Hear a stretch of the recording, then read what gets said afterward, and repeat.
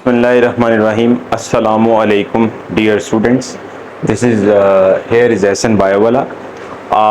आज हम जो डिस्कस करने लगे हैं that one is basically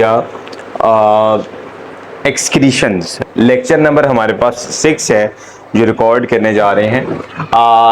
excretion से मुराद क्या होता है?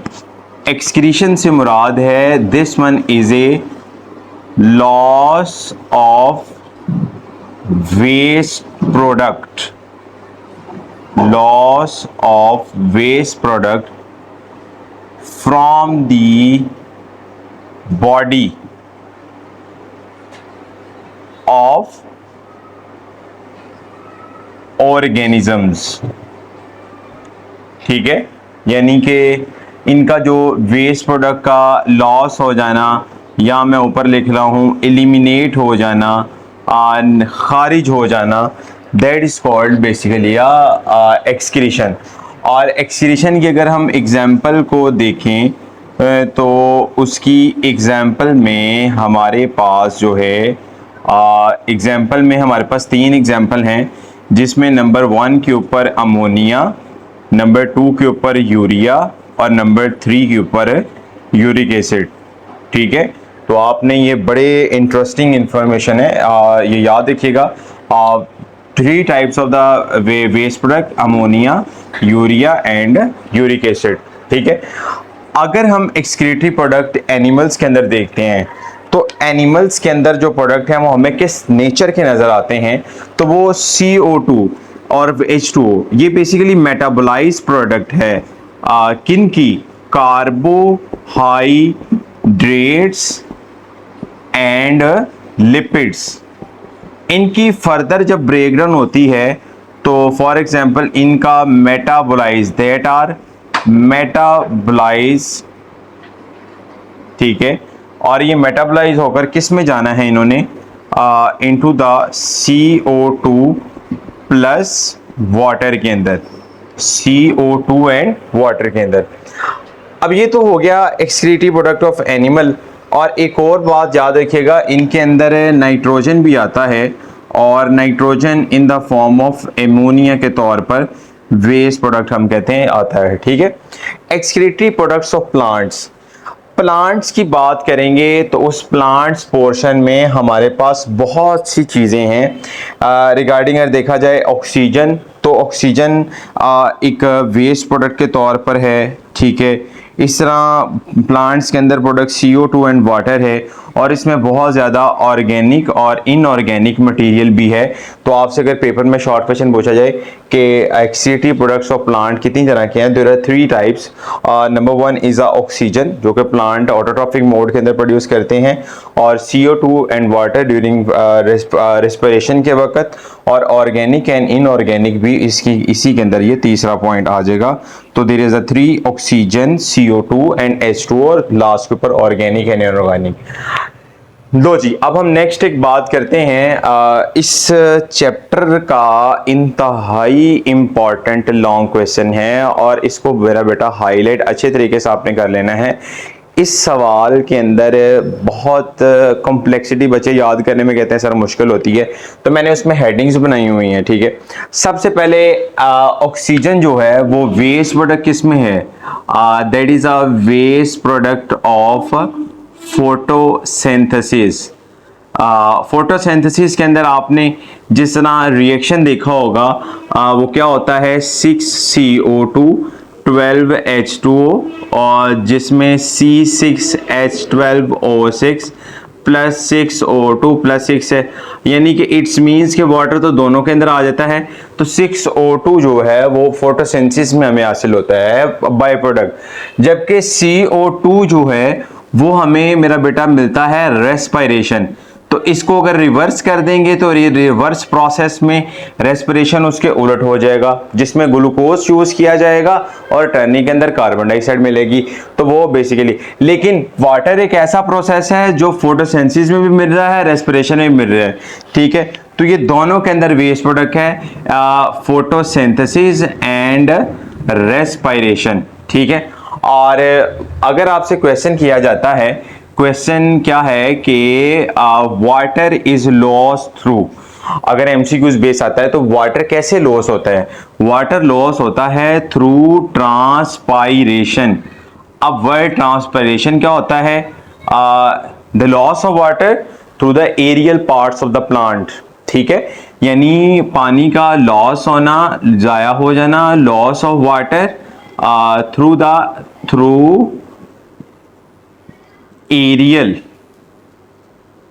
पार्ट्स ऑफ प्लांट, इसको हम कहते हैं ट्रांसपिरेशन। अब रोल ऑफ वैक्यूल इसमें हेडिंग है, मैंने उसमें LFVSCO बनाया हुआ है। ठीक है, अब इसमें याद रखना कि प्लांट के अंदर पहली बात है लार्ज वैक्यूल होते हैं। There is a large vacuoles present. ठीक है, पहली बात। और इनके अंदर लार्ज वैक्यूल किसके लिए हैं? For the storage. यानी आप पता है कि स्टोरेज के अंदर वेस्ट मटेरियल जितने भी हैं, वो वेस्ट मटेरियल आ गया, कुछ यूजफुल मटेरियल, वो सारे का सारा स्टोरेज के अंदर यूज होता है। और CO से मुराद है कि जिसमें हम कहते हैं that may be some time जो वेस्ट प्रोडक्ट है that lead to the formation of crystal formation, वो क्रिस्टल्स भी बना सकता है। ठीक है, और इस प्लांट के अंदर हमारे पास बहुत ज्यादा किस्म के ऑर्गेनिक और इनऑर्गेनिक भी मटेरियल आ सकते हैं। तो आपने ये 4 पॉइंट्स आपने हाईलाइट कर लेने हैं। वो आपने कैसे याद करना है? LVSCO, लेस्को से याद कर लें, लव से याद कर लें, लेवेस्को से याद कर लें। लेवेस्को के अंदर सबसे पहले लार्ज वैक्यूल आ जाएगा, फिर स्टोरेज आ जाएगा, फिर क्रिस्टल फॉर्मेशन, फिर ऑर्गेनिक एंड इनऑर्गेनिक मटेरियल। अब role of leave in excretion. अब सबसे बड़ी बात, प्रोमिनेंट ऑर्गन कौन सा है? तो प्रोमिनेंट ऑर्गन मैंने आपके सामने ही बनाया हुआ है, लीव्स। बेसिकली कौन से हैं? प्रोमिनेंट ऑर्गन लीव्स है, जो कि एक्सक्रीशन के अंदर वाइटल रोल अदा करता है, मेन रोल अदा करता है। ठीक है, वाइटल रोल या हम कहते हैं मेन रोल जो अदा करता है, that one is basically. Leaves को एक्सक्रीटोफोर भी कहते हैं। क्यों कहते हैं? क्योंकि ऑटम सीजन के अंदर, अगर हम ऑटम में देखें तो ये एक सीजनल टाइम होता है जिसमें आपकी बुक की लाइन लिखी हुई है कि why the leaves are said to be excretophore? The falling of the leaf in autumn is a seasonal time. ये एक seasonal time है to get rid of accumulated waste. और this is not due to the chlorophyll. ये chlorophyll की वजह से नहीं है कि उसमें chlorophyll नहीं है, but due to the pigmented compound. वो बहुत ज़्यादा पिगमेंटेड कंपाउंड आ जाते हैं जिनकी वजह से लीव्स होते हैं उनको फिर हम एक्सक्रीटोफोर कहते हैं। और ये पेपर में इंतहाई इंपॉर्टेंट जो है वो शॉर्ट क्वेश्चन आता है, why leaves are said to be the excretophore. ठीक है, अब role of xylem. Role of xylem से क्या मुराद है कि जाइलम में हम कौन सी जाइलम देखनी है? Old xylem. ओल्ड जाइलम की ब्रांचेस या ट्रंक एरिया में, ब्रांचेस या हम कहते हैं एंड ट्रंक, तो दोनों एरियाज के अंदर यहाँ में भी एक एरिया है जहां पर ब्लैक। अब वो ब्लैक क्यों आता है? Due to the strange chemical. बहुत सारे केमिकल्स होते हैं वो जब आ जाते हैं यहाँ पर और वो रुक जाते हैं, जिस स्ट्रक्चर को हम कहते हैं बाद में ई बोनी। ये भी एक शॉर्ट क्वेश्चन है, इसको भी हाईलाइट कर लीजिएगा और इंपॉर्टेंट है, व्हाट इज ई बोनी। ठीक है, और ई bony structure that is not longer use for the water transport. उसको वाटर ट्रांसपोर्ट के अंदर यूज नहीं किया जाता because that's one is the old xylem. That's one is a old xylem. अब इसके बाद लास्ट एक हेडिंग है जिसमें लिखा हुआ है excretory product as a chemical weapon. उसमें लिखा हुआ है कि कुछ प्लांट जो हैं वो एक्सक्रीट करते हैं वेस्ट, लेकिन किधर? In the soil. ठीक है, अगर सॉइल में सिक्रेट करते हैं as a chemical weapon against the competing plants. ठीक है, तो उनमें एग्जांपल आ जाती है कि कुछ as a chemical weapon produce करते हैं लाइक कॉनिफर्स वगैरह। तो आपके सामने मैंने कुछ एक्सक्रीशन प्लांट में आपने सबसे पहले क्या याद रखना है कि एक्सक्रीशन में सबसे पहले यहाँ पर आपने डेफिनेशन, एक्सक्रीटरी प्रोडक्ट एनिमल्स के अंदर कौन से हैं, प्लांट्स के अंदर कौन से हैं, इतनी बात अगर आपको पता लगी। CO2 और वाटर आपने मेन रखनी है। CO2 और वाटर एनिमल के अंदर है, CO2 वाटर H2O और उसके अलावा ऑर्गेनिक इनऑर्गेनिक जो है वो प्लांट्स के अंदर है।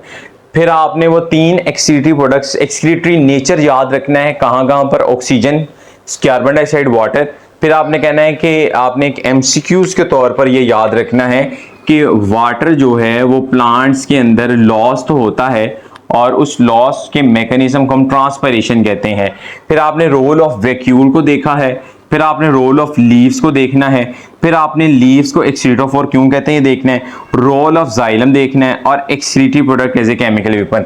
तो टोटल आपके पास कुल मिला के ये जो हेडिंग बनेगी 1 2 3 4 5 और 6, जब ये 6 हेडिंग्स बना के आपको लिखेंगे तो उमूमी बात है कि 4 में से 4 नंबर लेना ईजी हो जाएंगे। तो इस तरह के और भी अगले लॉन्ग क्वेश्चन जो आएंगे उनको प्रोमिनेंटली बताया जाएगा, लेकिन इस को ज़रूर वॉच किया करें और हो सके तो आप कमेंट्स में अपना सवाल भी पूछ सकते हैं, कोई भी क्वेश्चन हो तो ज़रूर पूछा करें। आज के एक लेसन ईमानदारी से अपने अंदर एक ईमानदारी पैदा करें और झूठ से बचें। ठीक है, ये एक छोटा सा लेसन हर एक क्लास के अंदर इंट्रोड्यूस करता होता हूँ। अल्लाह ताला हमें इसके ऊपर अमल करने की तौफीक अता फरमाए। इंशाल्लाह मिलते हैं नेक्स्ट लेक्चर में। अल्लाह हाफिज़।